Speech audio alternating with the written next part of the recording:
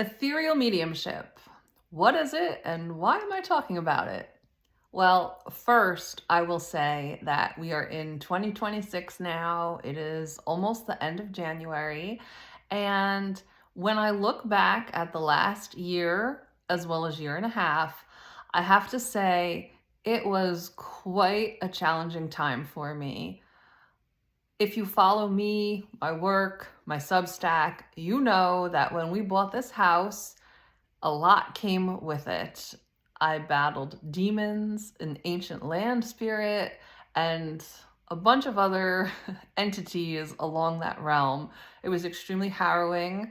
It was a very traumatic experience, and I learned a lot from it. My spirit team referred to it as a very necessary initiation. I learned so much about myself, my shadow aspects, integration, acceptance, surrender, and courage. I figure if I can do that, I can do anything. So, the house is pristine now energetically. It's amazing. It's a safe space. But it was quite the experience. Along with that, there were personal family tragedies.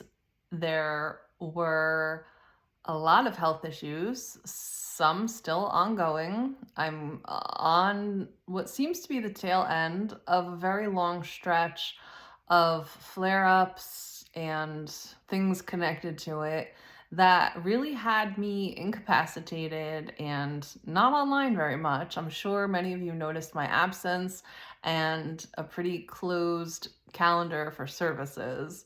So, a lot consumed my time, and there were a lot of highs though too, some pretty big highs, such as buying this house. So it wasn't as though it was a completely miserable last year and a half, but it was a rough one. It was challenging. And I say that to say that I do feel as though on an internal level this is going to be a pretty magnificent year. There's a lot of shifting and a lot of work that I'm still working on, the shadow work, the internal work.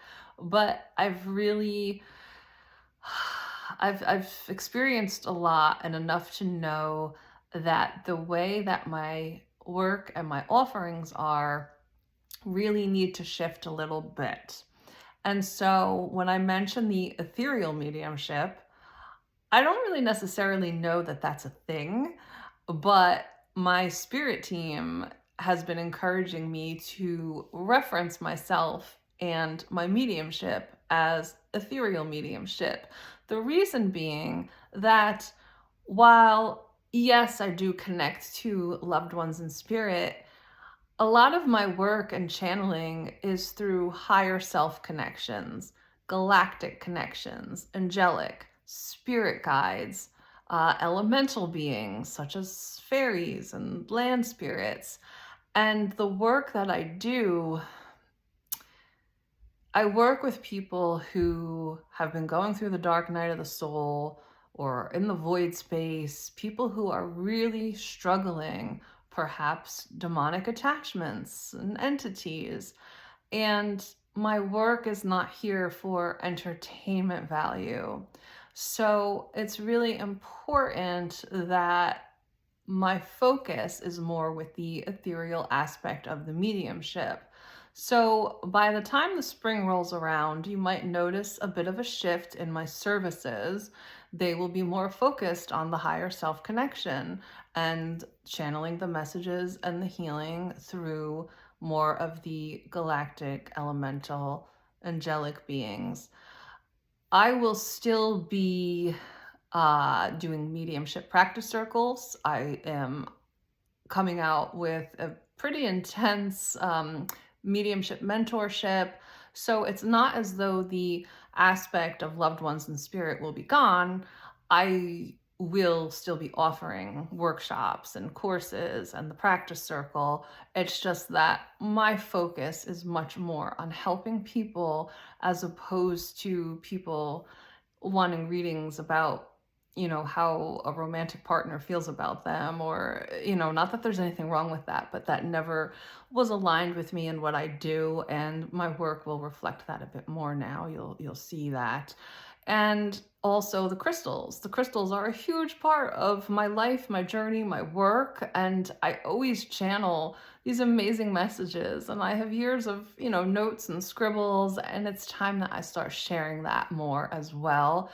And really offering this approach that incorporates the crystals, the tarot, the channeling, and all the things that I have come to learn and embody and experience on my own journey, especially also for people going through the mysterious health issues or the health issues in general, and the support that comes with that. So, this is how I'm starting off the 2026 year, and I wanted to update everyone. I do feel as though it's going to be a really good year internally, and I'm excited for all of the creative aspects of my work as well, which you will also see much more of a focus on that too. My writing, my art, the way that I approach things. So I encourage you to follow my Substack and my YouTube and sign up for the newsletter so that you don't miss out on anything. And I wish you all the best in this new year, and I will connect with you more soon. Bye.